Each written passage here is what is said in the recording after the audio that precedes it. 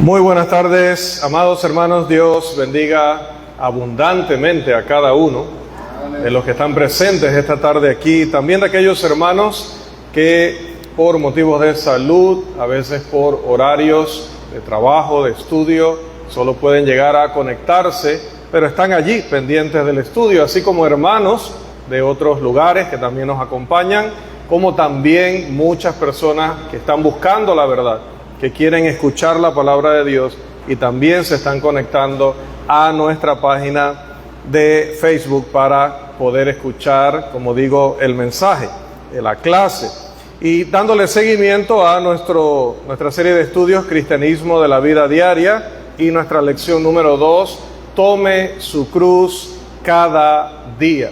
Primero vimos el pasaje que es Lucas 9:22 al 24. Vamos a recordarlo porque hoy, Dios mediante, concluimos nuestra lección. Vamos a hacer un breve repaso y entramos a la última parte de nuestra lección.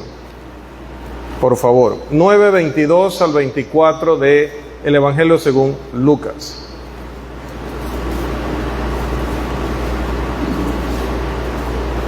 A ver. Y diciendo, es necesario que el Hijo del Hombre padezca muchas cosas y sea desechado por los ancianos, por los principales sacerdotes, por los escribas, y que sea muerto y resucite al tercer día. Y decía a todos, si alguno quiere venir en pos de mí, niéguese a sí mismo, tome su cruz cada día y sígame, porque todo el que quiera salvar su vida la perderá. Todo el que pierda su vida por causa de mí, la salvará. ¿Qué quiso decir el Señor a sus seguidores cuando les habló de que debían llevar sus cruces? Recordamos, ¿alguien recuerda o alguien tiene en sus notas? Básicamente, ¿qué significa? Que debemos estar dispuestos a cargar nuestra propia cruz. ¿Cuál sería nuestra cruz? ¿Cuál sería nuestra cruz? ¿El vecino? ¿El cónyuge? ¿Cuál sería nuestra cruz? ¿Cuál es nuestra cruz? Por eso no puedo concluir la lección. Si no estamos seguros de qué estamos hablando, no podemos avanzar ni terminar. ¿Qué implica cargar la cruz? En sus propias palabras. Sufrimiento, vergüenza, humillación, persecución, todo tipo de cosas que va a tener que enfrentar el cristiano por sus convicciones, por su fe, o en una frase, por la causa de Cristo, porque todo aquel, dice Pablo, que quiera vivir piadosamente, padecerá persecución. Eso es algo seguro. No podemos vivir en una generación, como le llama también Pablo, torcida y perversa, de manera justa, sin encontrar de una forma u otra oposición. Y la oposición, ¿qué va a traer inevitablemente? Va a traer sufrimiento, va a traer aflicción. Incluso vimos que también esto implicaba que íbamos a recibir oposición, no solamente del mundo o de las personas en general en la sociedad, sino que esta persecución u oposición podía venir incluso de ¿quiénes? De nuestra misma casa, de nuestra propia familia, de nuestra propia pareja, de nuestros propios hijos. Seguir a Cristo nos puede poner en jaque en cuanto a si complacemos mejor a nuestros seres amados, a los que más queremos, o complacemos a Cristo. Eso va a ser un desafío constante en la vida, repito, de un cristiano que está tratando de vivir justamente. Si es un cristiano que no está mostrando su compromiso, que no está defendiendo la verdad, que no está predicando el evangelio, que no está señalando el pecado a su alrededor, que no está dando ejemplo en sentido total, pues definitivamente que no va a sufrir, porque será confundido como uno más de ellos. Pero cuando ya empiezas a hablar como Cristo, empiezas a actuar como Cristo, la sierva del sumo sacerdote te va a decir, pero Tú no eres uno de ellos, es que hablas igualito. Debe notarse la presencia del cristianismo en nuestras vidas de esa forma. Además, hablamos también de la cruz que llevó nuestro Señor. Hablamos acerca de todo lo que Él tuvo que vivir, no solamente en el momento de la crucifixión, sino las horas previas a la crucifixión y lo que vivió desde que llegó a este mundo. Estuvo siempre enfrentado a privaciones, siempre enfrentado desde el inicio de su ministerio público a Satanás, desde que también inició su predicación con las críticas, los cuestionamientos, que sus enemigos estuvieran constantemente buscando algo en lo cual involucrarlo para llevarlo arrestado, o cuando ya se indignaron a un nivel en que dijeron: debemos buscar la forma de matarlo. A este hombre la única manera de callarlo será eliminarlo, y es mejor que muera él a que nos metan en un problema con las autoridades romanas. Pero al final no era nada de eso, era sí, porque él no era ese tipo de, ahora se me va a ir la palabra, subversivo, que estaba tratando de derrocar al imperio romano o derrocar a las autoridades judías a un nivel político.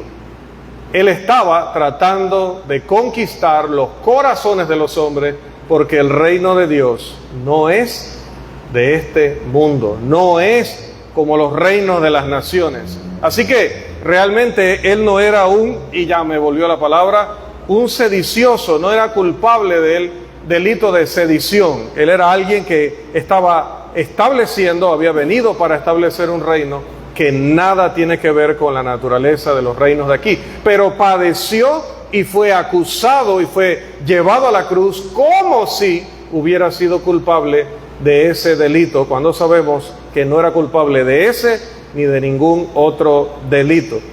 Pero Jesús va a decir que así como Él tuvo que llevar la cruz, bienaventurados somos nosotros, que tendremos que padecer diferentes maneras de también sufrir por la causa o pasar por experiencias similares, y que será por causa de la justicia, por causa del reino de los cielos, pero que debemos considerarnos bienaventurados, y veremos eso en unos minutos. Luego vimos el ejemplo de cómo Él envía a los discípulos a predicar y les dice en qué condición Él los estaba enviando, que estuvieran claros en que Él los enviaba en una condición que, ¿recordamos cuál era? Como ovejas en medio de lobos. Y decíamos en la lección, nunca debemos tener la idea de que porque defendemos lo bueno, que porque defendemos lo justo y lo correcto, pues habrá multitudes que nos van a apoyar y la gente va a sentirse halagada y la gente va a sentirse motivada y la gente va a sentirse inspirada a apoyar esa causa que nosotros defendemos. Porque más bien vamos a estar en medio de personas con unas actitudes, con una mentalidad que buscará hacernos daño. El lobo no va a estar con las ovejas simplemente para compartir un espacio común y pasar el tiempo. Él buscará la manera de destrozarlas. Así que recordamos que en los Salmos dice: muchas son las aflicciones del justo. O en Isaías 48:10, que los fieles tenemos que pasar a veces por cosas como un horno de aflicción. Esto es característico de la vida de los justos y de los fieles, tanto en el Antiguo como en el Nuevo Testamento.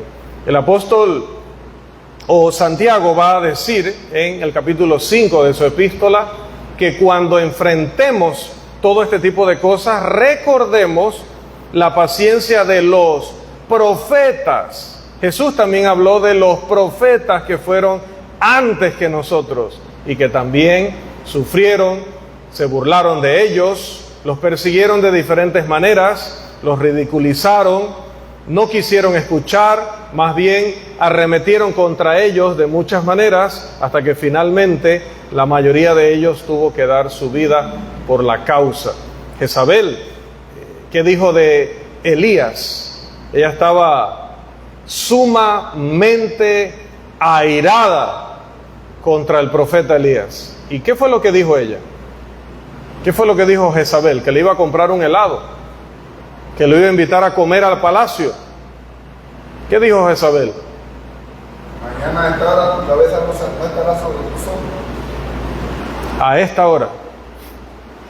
Y dice que Elías sintió el impulso de huir muy lejos de allí.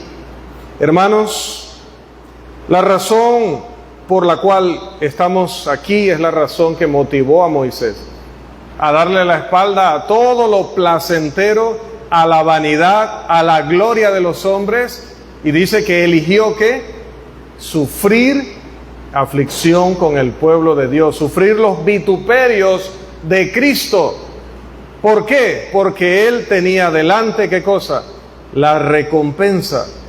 Él vio que lo que Dios le ofrecía era muy superior a lo que el reino más poderoso, uno de los más poderosos de la tierra, le podía ofrecer. Así que él valoró eso, dice Hebreos 11:26, valoró la recompensa del Señor. Bien, también hablamos acerca de los requisitos para llevar la cruz. ¿Cuál fue la frase característica? No. A ver, voy a hacer mejor la pregunta. ¿Cuál fue la petición de Jesús en el Getsemaní? ¿Cuál fue la petición? Y la repitió. ¿Cuál fue la petición? ¿Cuál fue la petición de Jesús allá en el huerto de Getsemaní a horas de su arresto?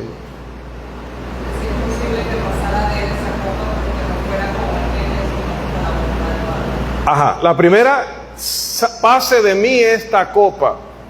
Y decíamos, como ser humano, porque fue hombre realmente como nosotros, él no, en el momento de enfrentar ese sufrimiento, él no iba a tener la actitud de un ser que no era material, que no iba a sentir dolor, que no iba a sangrar, que no iba a morir. Por supuesto que iba a tener la reacción natural de alguien que iba a experimentar los sufrimientos como usted y como yo, si hubiéramos pasado exactamente por lo mismo. Dios no le disminuyó milagrosamente ningún tipo de dolor a lo que Cristo experimentó.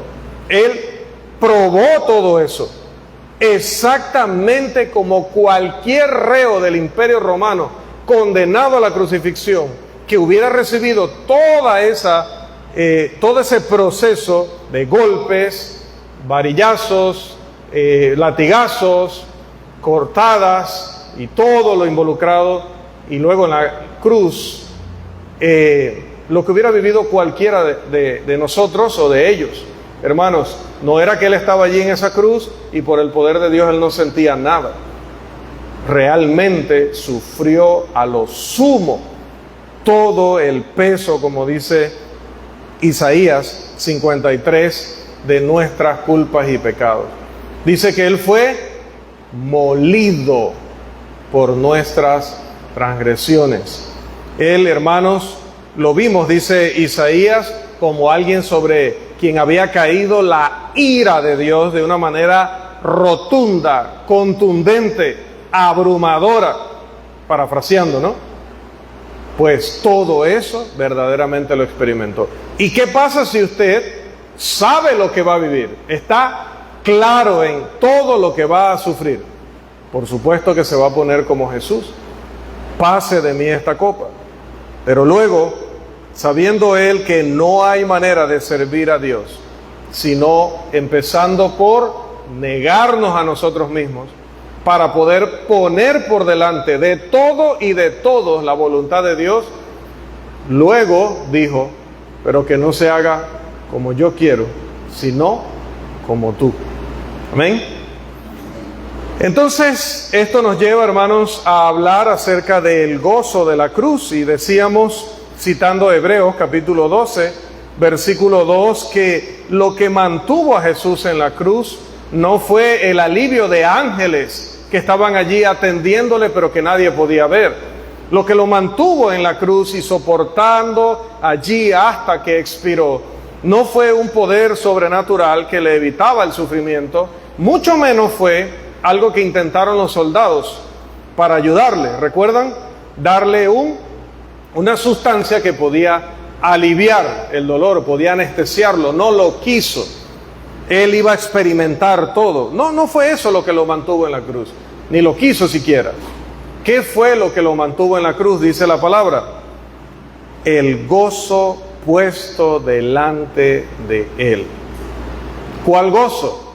El vernos a usted y a mí perdonados de nuestros pecados. El vernos a usted y a mí en el camino para ir a vivir con él en aquellas moradas celestiales. Ese gozo de rescatar y de redimir a una humanidad que estaba destinada a la condenación, estaba sentenciada a la perdición eterna. Todos esos justos antes de su venida, que estaban allí a la espera de que llegara ese Cordero de Dios, esa simiente de la mujer. Porque si Él no llegaba, porque si Él no se sacrificaba, todos estábamos absoluta e irremediablemente perdidos. Pero Él no se concentró en los clavos, no se concentró en el dolor de su cuerpo, no se concentró en las horas que estuvo expuesto al sol, también a la vergüenza pública, no se concentró en las ofensas o en los insultos, no se concentró en nada de eso. Pensó en nuestro rescate, o como le llama la Biblia, nuestra redención. La gloria sea para Él, que prefirió morir que vivir sin nosotros, como dice un escritor de la iglesia. Ahora, el cristiano que lo sigue, ¿qué debe esperar? Por naturaleza, por obviedad, si, dijo él, en el árbol verde han hecho estas cosas, ¿qué se espera? Si a mí me han hecho esto, ¿qué se espera? Si el discípulo no es más que su maestro. Y si a mí me han llamado Belcebú, pues ¿qué dirán de mi casa? Hermanos, no el hecho de que suframos oposición, de que nuestra pareja, nuestra familia, nuestros amigos, la sociedad nos humille, nos trate, hermanos, como una molestia, nos critique, nos persiga en todos los sentidos, no significa, hermanos, que estamos haciendo las cosas mal. Al contrario, Jesús dijo: tengan cuidado cuando los hombres hablan muy bien de vosotros, porque ellos generalmente solamente hablan bien de ¿quiénes? De los suyos, de los que andan en lo mismo que ellos. Pero cuando los insulten y los ofendan y blasfemen, deben sentirse bien, porque eso significa que ustedes están viviendo vidas diferentes. Vidas diferentes. Y siempre el que es el bicho raro, el que dicen ellos es el santurrón, el que se cree perfecto, el que se cree más santo que los demás, pues va a recibir eso. Va a recibir epítetos, va a recibir ofensa, va a ser abandonado, le van a dar la espalda, no lo van a tomar en cuenta. Siempre lo van a mirar como menos que los demás. Jóvenes, ustedes en la escuela, en el colegio, en la universidad, lo van a vivir intensamente. En el trabajo, intensamente. A veces estamos deseando tener un trabajo, una fuente de ingreso, y llegamos a ese lugar, y ese lugar es lo que es a veces. Y sí, estamos resolviendo una necesidad, pero luego estamos sometidos a un ambiente de presión continua, de crítica continua. Y dígame si no lo ha vivido. No puede usted ni siquiera ir a un cumpleaños de su familia, no puede asistir a una actividad de la empresa donde constantemente no estén desafiando su profesión de cristiano. Claro que sí, sabemos que es así. Pero dice la Escritura, Filipenses 4:4, ¿qué debemos hacer en esos casos? Primera de Tesalonicenses 5:16 también, por favor. Filipenses capítulo 4, versículo 4, recordemos ese pasaje. Hasta lo sabemos de memoria porque lo cantamos por allí.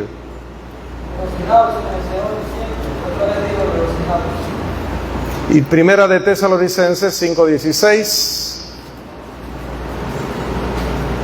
Paz entre vosotros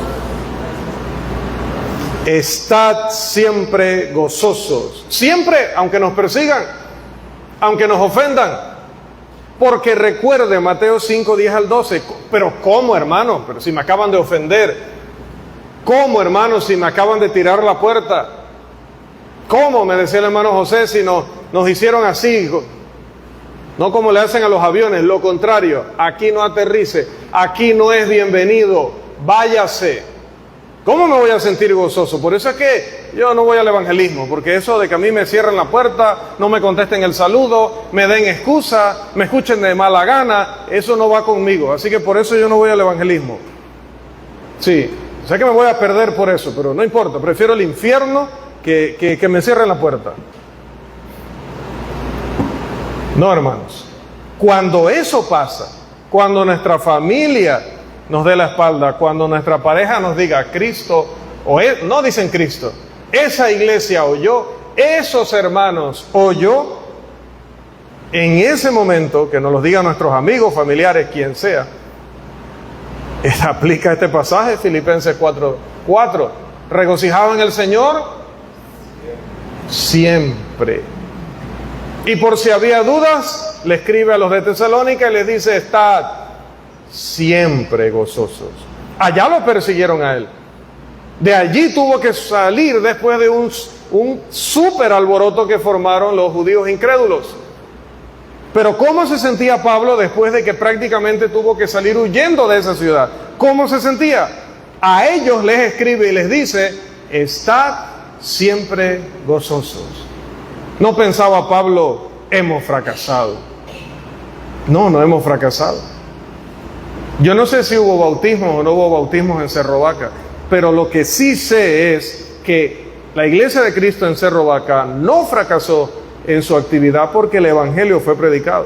Si las personas se burlaron, si las personas lo tomaron en poco, si las personas le dieron valor a otras cosas, si las personas nos acusaron de falsos maestros o así nos consideraron, no importa. Fuimos exitosos porque predicamos el Evangelio. Si las personas nos cerraron la puerta, si nos ignoraron, no importa. Fuimos exitosos porque antes que nosotros a Cristo ya lo habían rechazado. Y si a mí me rechazan, qué honra y qué gloria. Porque estarán haciendo conmigo lo que hicieron con el Rey de Reyes, con el Señor de Señores, con el Hijo de Dios. Entonces, cuando hablen de mí por ser cristiano, cuando hablen contra la iglesia, cuando me amenacen o me quieran poner en un dilema por mi fe, por mis convicciones, no debo sentirme derrotado. Al contrario, regocijaos en el Señor siempre. Otra vez os digo, regocijaos. Cántelo. Lo desafío, lo invito. Lo invito a que lo cante cuando eso pase. Regocijaos en el Señor siempre. También podemos cantar el otro. Mire qué curioso. Alguien tomó los dos textos y le puso música para que no se nos olvide. Estad siempre gozosos.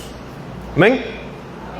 ¿Y esto por qué, mis amados hermanos? Porque la Biblia dice que sin importar las aflicciones que enfrentemos o experimentemos, escuche esto, ellas son muy livianas.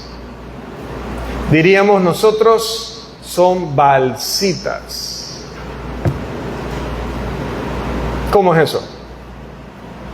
Sí, que el sufrimiento, que las aflicciones, que las tribulaciones, como le llama también la Escritura, dice la Biblia que son livianitas. Son como una hoja que cae así cuando está corriendo mucho viento. Livianita. Son como un billete de $100. ¿Sabe cómo pesa, verdad, hermano Irving? Es el liviano. ¿Por qué es liviano? ¿En qué me baso para decir que la Biblia afirma eso? Segunda de Corintios, capítulo 4, versículo 17. Por favor, Segunda de Corintios 4, 17. Nosotros lo vemos como algo para estar llorando toda una noche o toda una semana, para preguntarnos, examinarnos si de verdad seguimos en la iglesia o mejor dejamos esto.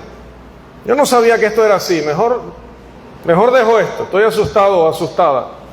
Pero ¿qué dice Pablo? 2 Corintios 4:17. Esta leve tribulación momentánea produce en nosotros un cada vez más excelente y eterno peso de gloria. No lo digo yo, frase característica de los predicadores, no lo digo yo, lo dice la palabra de Dios.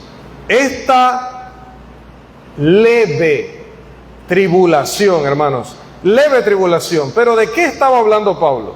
Vamos a ver, versículo 8.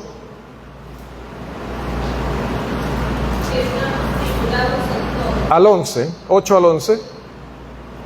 Sí. Perseguidos, mas no desamparados, derribados, pero no destruidos, llevando en el cuerpo siempre por todas partes la muerte de Jesús, para que también la vida de Jesús se manifieste en nuestros cuerpos, porque nosotros que vivimos siempre estamos entregados a muerte por causa de Jesús, para que también la vida de Jesús se manifieste en nuestra carne mortal. Amén. Además, dice el 16 que nuestro hombre exterior se va desgastando. Mire, atribulados, en apuros, perseguidos, derribados, llevando en el cuerpo por todas partes la muerte de Jesús. Siempre estamos entregados a muerte por causa de Jesús. Y nuestro hombre exterior, debido a todas estas cosas, se está desgastando. Allá en Cerro Vaca, después de 7 lomas, ya nuestro cuerpo no volvió igual. Ya nuestro cuerpo exterior vino desgastado. Pero esta leve tribulación, mire cómo le llama Pablo, a estar perseguido, derribado, atribulado, llevando en el cuerpo siempre por todas partes la muerte de Jesús, estando entregados a muerte siempre. Eso es leve. Ellos, y lo sabemos, hermanos, literalmente, realmente, les costaba la vida seguir a Cristo. Les costaba sus posesiones, les costaba la seguridad de su familia. Pero a pesar de eso, Pablo le llama a todo eso, dice, una leve tribulación. Pero le agrega algo más. Además de leve, ¿qué más le agrega? Que es momentánea. ¿Cuánto tiempo sufrieron los cristianos persecución? Cientos de años. Los persiguieron los judíos primero, los persiguió Nerón, los persiguió Domiciano y los persiguió una fila de césares romanos y gobiernos extranjeros por todas partes durante cientos de años. Y a eso Pablo le llamó una tribulación momentánea. ¿Por qué momentánea? Porque en la segunda parte del texto dice que la recompensa es ¿de qué categoría? La recompensa es eterna. Entonces, hermanos, aunque suframos 100 años o 500 años o 1000 años, no se compara con vivir en gozo eterno, infinito, interminable. El que venciere nunca más experimentará dolor, ni sufrimiento, ni persecución, ni muerte. Nunca más. Entonces dígame si no vale la pena. Una madre sufre muchas cosas por llevar a un hijo en su vientre, Pero ella no está pensando tanto en los mareos, en las náuseas, en el dolor de espalda, en el dolor de pies, en el no poder dormir, en el no poder comer de todo. Ella no está enfocada en esas cosas. Por supuesto que como ser humano las vive, las experimenta, pero el enfoque de ella no es eso, porque ella está pensando en cuando lo vea en mis brazos, incluso las labores de parto y todo lo que experimenté hacia atrás durante esos 9 meses no se va a comparar. Son 9 meses, ¿qué son 9 meses? Que por tener a este ser amado conmigo para toda mi vida. No se compara. Y las madres saben de lo que les hablo. Bueno, imagine eso multiplicado de manera infinita, refiriéndonos a las recompensas que tendremos si resistimos ahora con valor. Si estamos dispuestos a negarnos a nosotros mismos y cargar nuestra cruz. ¿Cuánto tiempo, hermanos? No lo sé. No sé cuánto tiempo tendremos que enfrentar estas cosas. No sé de qué intensidad serán las que enfrente cada uno. O sí lo sé. Serán leves, serán momentáneas en comparación con el peso de gloria de la recompensa. Estas son buenas nuevas, y las buenas nuevas tienen que ser para que uno esté alegre. Te tengo una buena noticia, hasta que nos cambia de una vez el día, el rostro, las aves cantan, el sol resplandece. Hasta la persona que nos dice luce más guapa, nos sentimos más saludables. Y solo ha dicho, te tengo una buena noticia, o te tengo una gran noticia. Tengo una gran noticia para ti. Bueno, Dios nos está diciendo a través de la Biblia, tú que sufres, tú que has tenido que tomar decisiones difíciles, tú que te estás negando a ti mismo, a ti misma, tú que te estás sacrificando por ser fiel a mí, te tengo una gran noticia. Las buenas nuevas, hermanos, son para alegrarse. Cuando consideramos las mansiones eternas preparadas por el mismísimo Señor, soportamos el sufrimiento con gozo. O debería ser así. Jesús predicó en Mateo 5, 10 al 12, gozaos y alegraos, porque vuestro galardón es. ¿Cómo era la tribulación? Leve. Y además, momentánea. ¿Y cómo es la recompensa en los cielos? Dice, porque vuestra recompensa en los cielos es grande. Grande. Hermanos, miren, vamos a ver cómo ilustro esto. Alguna persona dice, el problema de esta bocina es que la pusieron muy alta, pero mide 1.60. Si esa misma bocina le pedimos que le coloque un sticker al hermano Carlos, él no va a sentir lo mismo. Es relativo, ¿cierto? Dependiendo de a quién mandamos a poner el sticker, verá si eso es un desafío o es simplemente una acción normal. Ahora miren, ¿quién está hablando en Mateo capítulo 5? ¿Quién está hablando en ese sermón? ¿Pedro? ¿Pablo? ¿Juan? ¿Felipe? ¿Apolos? ¿Aquila? ¿Quién está predicando en Mateo 5? ¿Quién? El Señor. El Señor Jesús. Y Él dice que la recompensa en los cielos es ¿qué? Grande. Hermano, cuando el hermano Carlos o el hermano Justin nos dice que algo está muy alto, nos preocupamos. Hermano, eso está demasiado alto. Pues si lo dicen ellos, es preocupante. Ahora, nótenlo en la parte positiva. El Todopoderoso, el infinito Dios, dice que nuestra recompensa en los cielos es grande.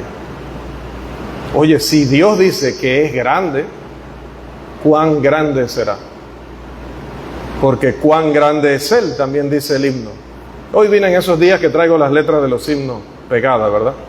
Cuando los apóstoles, recuerde, fueron perseguidos por primera vez, Hechos 5:41, su reacción fue sentir gozo, porque dice, ¿cómo es posible que a nosotros los hombres, a nosotros los pecadores, incluso después que lo abandonamos allá en el huerto cuando le arrestaron, nosotros que estuvimos allí escondidos, resguardados en aquel aposento con puertas cerradas, nosotros que le negamos, que lo abandonamos, que todas las promesas que había hecho las olvidamos o no las creímos. Incluso cuando vinieron varios a decirnos que estaba vivo, decíamos, no puede ser. No, ustedes están viendo cosas, eso no puede ser. A nosotros se nos ha dado el privilegio. No lo merecemos, pero nos ha dado el privilegio de sufrir por su nombre. Hermanos, yo no puedo medir el nivel de espiritualidad suya, como usted no puede medir mi nivel de espiritualidad.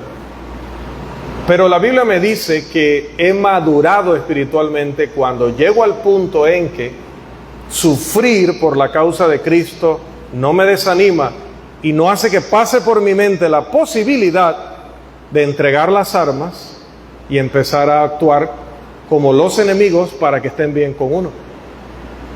Sino que he alcanzado el máximo nivel de madurez cuando el sufrimiento que viene por causa de la justicia, yo lo considero como un rango, como un trono, como una corona. ¡Wow! Me acaban de insultar, me acaban de cerrar la puerta, me acaban de dar la espalda. Acaba esa persona de salir molesta o enojada conmigo. Quizás perdí esa amistad para siempre por causa del nombre de Cristo. ¡Wow! Como los sufrimientos de los profetas, como el sufrimiento del Señor, como el sufrimiento de los apóstoles. No soy digno. Nadie es digno, hermanos. Digno es el Cordero. Nosotros no merecemos ni siquiera sufrir por su nombre. No lo merecemos. Pero en su gracia, Dios nos permite pasar por esto para que eso todavía, hermanos, recuerde que es proporcional. A medida, es directamente proporcional que a medida que sufrimos, que padecemos, que cargamos esa cruz fielmente sin refunfuñar, cargamos esa cruz sin dudar, cargamos esa cruz sin quejarnos, aún más excelente es el peso eterno de gloria. Más grande es nuestra recompensa que todo lo que pueda hacernos vivir el mundo en esta vida, ¿verdad? Por lo tanto, mis hermanos, sin cruz, como decíamos también la semana pasada, no hay corona. No hay corona. No es posible ser recompensados si nosotros no cargamos ahora nuestra cruz. El objetivo de esta lección, hermanos, es motivarnos a ser fuertes, a madurar, a crecer en el Señor para enfrentar todo lo que venga a nuestro alrededor. Es curioso que tanto en inglés como en español la palabra corona inicia con la misma letra que la palabra clave de nuestra lección, que es cruz. No hay corona sin cruz. Solo aquellos que han cargado su cruz y que carguen su cruz hasta el último día podrán decir como el apóstol Pablo, 2 de Timoteo 4, 6 al 8. He peleado la buena batalla, he terminado la carrera, he guardado la fe. No se le quedó a Pablo nada que no le diera a Cristo. 2 de Corintios 12, 15, y yo con el mayor placer gastaré lo mío, y aún yo mismo me gastaré por amor a vuestras almas, aunque amándoos más, yo sea amado menos. No se le quedó a Pablo nada por entregar. Eso, hermanos, esa corona de vida que le esperaba a él, dice que también era y está disponible para todos los que hoy tengamos el mismo valor que él. Entonces, ¿Para qué, hermanos, nosotros estar en el cristianismo, estar en la iglesia, si no es para recibir esa corona? Pero paguemos el precio hoy. Paguemos el precio hoy. Alguien dijo en alguna ocasión, si usted quiere ir a la luna, pues siga a los astronautas. Si usted quiere ir al fondo del océano, pues siga a los marineros. Si usted quiere ir a la cima de la montaña, siga a los senderistas. Pero si usted quiere ir al cielo, siga al que cargó la cruz, porque la senda de la cruz es el camino a casa, nuestra verdadera casa. Y en nuestra verdadera casa nos espera una corona. Que el Señor nos siga bendiciendo, amados hermanos.